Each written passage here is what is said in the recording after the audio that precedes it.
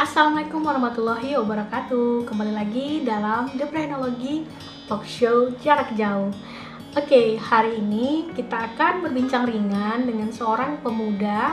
Kali ini masih mahasiswa, tapi mahasiswa tingkat akhir yang juga seorang primus alias pria musola. Beliau ini bukan hanya pria penjaga masjid, tetapi setelah menjaga masjid banyak mendapatkan keberkahan. Salah satunya beliau membuka lapangan usaha dan berkembang hingga sekarang. Bagaimana kisahnya? Saksikan terus ya, stay tune. Assalamualaikum warahmatullahi wabarakatuh. Waalaikumsalam warahmatullahi wabarakatuh. Sehat ya, Di? Alhamdulillah sehat. Gimana nih Mem Ica, sehat? Alhamdulillah sehat. Jadi ini Iriadi, mahasiswa, seorang pernah menjaga masjid ya dia.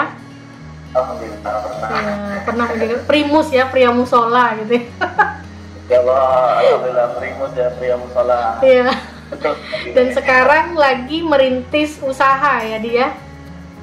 Ya, alhamdulillah lagi merintis usaha mulai dari dulu sebelum kuliah juga pernah usaha juga. Iya, iya. Sekarang gitu.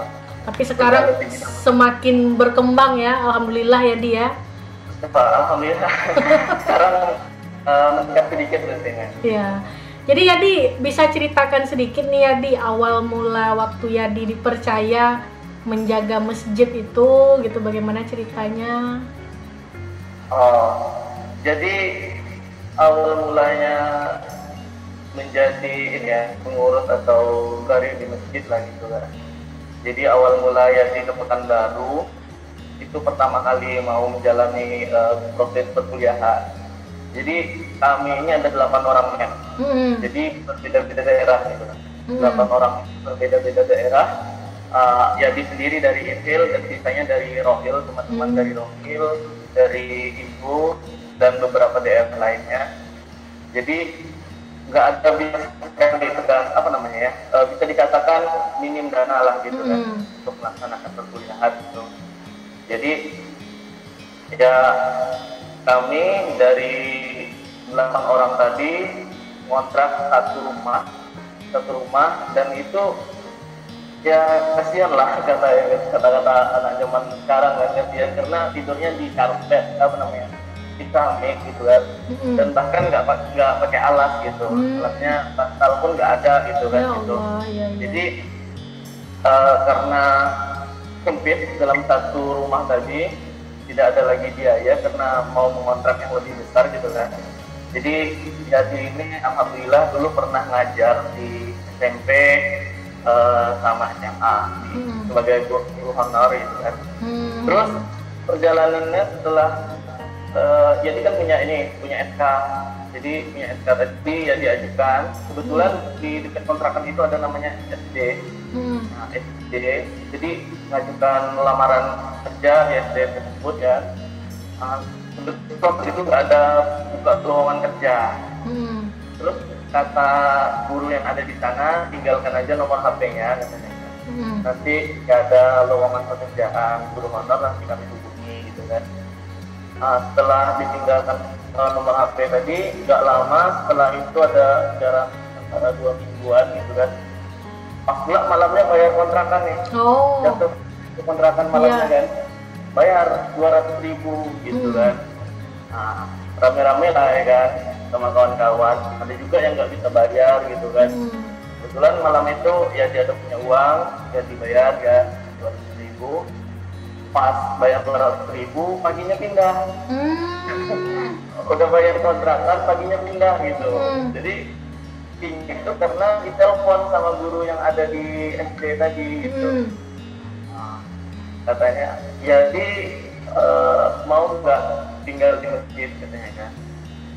Jadi di masjid di mana nih kata Yadi kan? Di masjid Jalan Sendirian gitu kan. Terus waktu itu nggak ada kendaraan juga kan, karena pergi kuliah itu jalan kaki. Jadi perjuangan ya, perjuangan menempuh pendidikan itu nggak ada yang mudah gitu kan. Semua pasti dijalani dengan usaha gitu kan. Jadi dari Jalan Durian pertama itu ya pakai sepeda dulu selama hampir 1 tahun lebih pakai sepeda. Jadi dari Jalan Durian pakai sepeda ke Jalan Riau gitu. Sepeda awal pertama kuliah itu BMX kecil, jadi awal besar pakai sepeda yang kecil gitu. Jadi kecil ya. Kesian lah kan orang kan, katanya kecil kali sepedamu katanya kan. Pergi kuliah kecil sepedanya, sakit tuh pinggang sama paha katanya kan. Jadi gimana lah lagi ini yang ada sekarang gitu kan, kuliah aja yang ada sekarang. Kebetulan ada sepeda di rumah, harganya 200.000 beli aja katanya kan. Ya udahlah, saya belilah gitu kan, cicil tapi ya gitu kan. Setelah ada di masjid, saya bayar gitu kan. Nah, ya udah katanya kan nggak apa-apa gitu kan, kata jamaah yang ada di sini. Jadi ya dibeli sepedanya, jadi perbaiki. Nah, alhamdulillah itulah yang dipakai sehari-hari. Itu jalan dari Jalan Durian ke Jalan Riau itu. Sepeda sehat juga ya dia. Alhamdulillah. Dulu kurus, sekarang agak gemuk kan ya. Karena udah enak sekarang ya. Terus akhirnya diminta sama mereka untuk menjaga masjid ya dia. Iya, diminta sama mereka untuk pertama itu jaga masjid, menggantikan imam sholat 5 waktu gitu. Ada kesalahan hadir gitu. Iya. Itu bagaimana mengatur waktunya ya di antara kuliah kan waktu itu lagi padat-padatnya, dengan menjaga masjid kan nggak gampang gitu ya? Mengatur waktu antara di masjid dan di kampus itu sebenarnya simple nih mengatur waktu itu. Kenapa? Karena kita kuliah itu tidak 100% kita menghabiskan waktu itu di kampus gitu. Nah, seperti itu. Jadi di masjid ini waktu yang diwajibkan kita untuk di masjid ini hanya waktu maghrib, isya dan subuh gitu. Seperti kita subuh. Nah, sedangkan kita kuliahnya kan siang hari gitu. Siang hari ya. Jadi dan itu pun tidak full gitu. Palingan dalam 1 minggu tuh 4 kali kuliah, 4 harinya libur gitu. Nggak ada masalah ya. Jadi alhamdulillah ya. Terus ini Yadi, suka dukanya apa nih Yadi? Suka dukanya? Suka duka tinggal di masjid ini banyak sekali suka dukanya ya. Jadi buat kawan-kawan di luar sana yang belum merasakan gitu kan, kita hidup di tengah masyarakat, di tengah komentar-komentar netizen yang nyata gitu kan. Jadi kita harus kuat dada, kuat hati menerima semua komentar dari masyarakat. Sebab komentar dari masyarakat itu bukan untuk menjatuhkan kita, malah membuat kita semakin kuat terhadap komentar tadi gitu. Contohnya apa tuh Yadi? Contohnya gimana? Contohnya seperti ini Mem. Jadi waktu kita pertama jadi jaring ini, pasti banyak komentar masyarakat. Ini salah, dari kesalahan itulah kita belajar. Harusnya jangan seperti ini gitu. Berbeda-beda daerah, berbeda-beda juga jenis-jenis masyarakat seperti itu. Jadi rasakan kalau misalkan masyarakat Pekanbaru nih kan ada yang sunnah gitu, ada yang belum mengenal sunnah seperti itu. Jadi yang udah mengenal sunnah nih, mereka mengajarkan kita seperti ini yang benarnya gitu. Itu belum ada hadisnya, belum ada prinsipnya.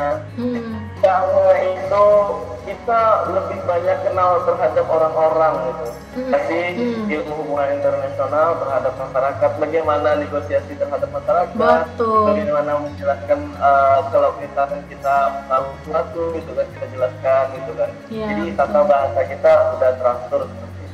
Iya, saya tahunya Yadi ini kan ahli nih di bidang reparasi, di bidang gadget gitu ya. Di bidang hardware ya kalau istilahnya. Hardware dan software juga ya sekarang ya, mantap sekali. Nah itu gimana kok bisa lari dari jurusan ilmu HI tadi ke ilmu IT nih, ceritakan nih Yadi. Jadi berasal dari hobi sih sebenarnya Mem.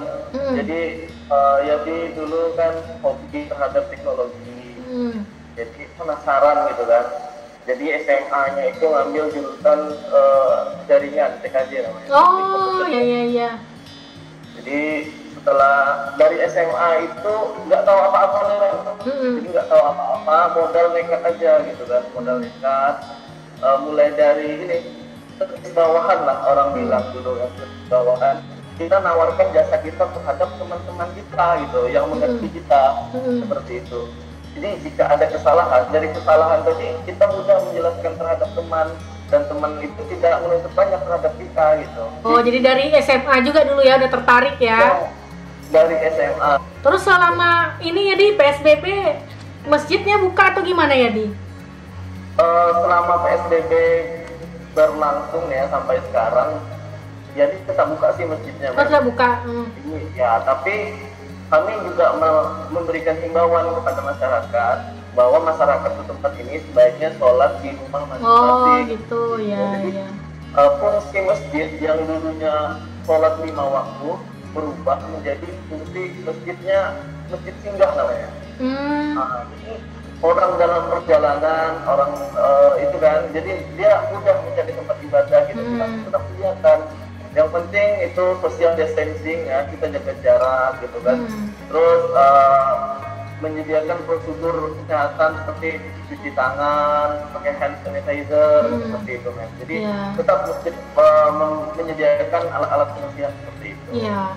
Bagaimana perasaan Yadi ketika melihat sekarang ini kan fenomenanya kan sebenarnya miris ya dia, masjid ya bagaimanapun harus ditutup gitu ya, tapi mall, pasar itu kan dibuka, apalagi terutama mall nih, kalau kita cerita mall gitu ya, orang berbondong-bondong beli baju raya, meskipun sekarang kita tengah tahun-tahun prihatin sebenarnya kan ya dia. Jadi gimana nih melihat ini semua, bagaimana sebagai orang yang lama mengurus masjid gitu? Pertama kita emang pendapat jadi pribadi nih. Pertama kalau misalkan kita menurutkan ego kita emang miris gitu kan terhadap peraturan pemerintah yang tidak merata seperti itu mem. Tapi kalau misalkan dipikir-pikir mem, untuk ada juga pendapat lain, jadi cuma mengutip pendapat orang nih ya. Nah ini udah tersebar luas juga kan, udah jadi berita umum seperti itu. Kenapa masjid ditutup, mall dibuka? Kalau misalkan berkaca dari Pekanbaru, mall di Pekanbaru ini ada 6 gitu. Rata-rata pengunjung mall itu paling banyak 500 gitu kan. Dikali 6. Tapi kalau misalkan masjid di Pekanbaru, masjid itu hampir 1000 dipenuhi gitu kan. Banyak ada masjid ya kan, melebihi kapasitas dari mall gitu. Kalau misalkan masjid itu satu masjid aja, jamaahnya ada 300 orang, jadi kan 300 orang kali berapa banyak masjid di Pekanbaru gitu kan, dan musola. Jadi dalam satu waktu orang berkumpul itu lebih banyak daripada mall seperti itu kajiannya.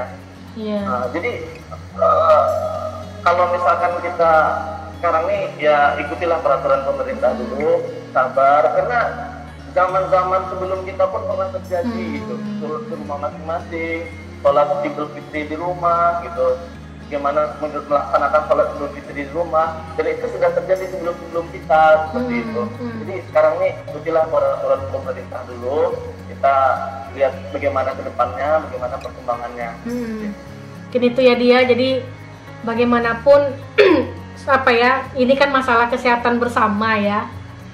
Kalau masjid ini takutnya kalau ada yang kena karena sholat di masjid itu kan akan menjadi fitnah ya bagi agama kita ya. Jadi biarlah, tapi juga tidak membenarkan untuk pergi kemana-mana kalau tidak perlu ya dia. Jadi kalau ke mall pun kalau ke mall pun yang penting-penting betul lah, kalau bisa jangan dulu lah, prihatin aja lah dulu ya. Di mall jangan dulu ke mall, kalau bisa kan sekarang kan lagi via online kan. Betul. Itu kan baru kan bisa kita buka di Facebook, ada namanya marketplace. Ya benar, malah membantu teman-teman yang jualan ya dia.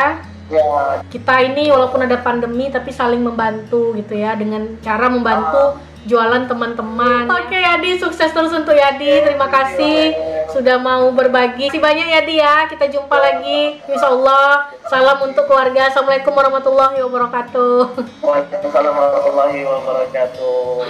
Oke, sekian perbincangan saya dengan Iriadi. Semoga bermanfaat. Seperti biasa, jangan lupa subscribe, like, komen, dan share channel saya ini agar saya selalu bersemangat menebarkan manfaat, insya Allah. Ambil baiknya, buang buruknya. Saya Cade Brand pamit. Assalamualaikum warahmatullahi wabarakatuh.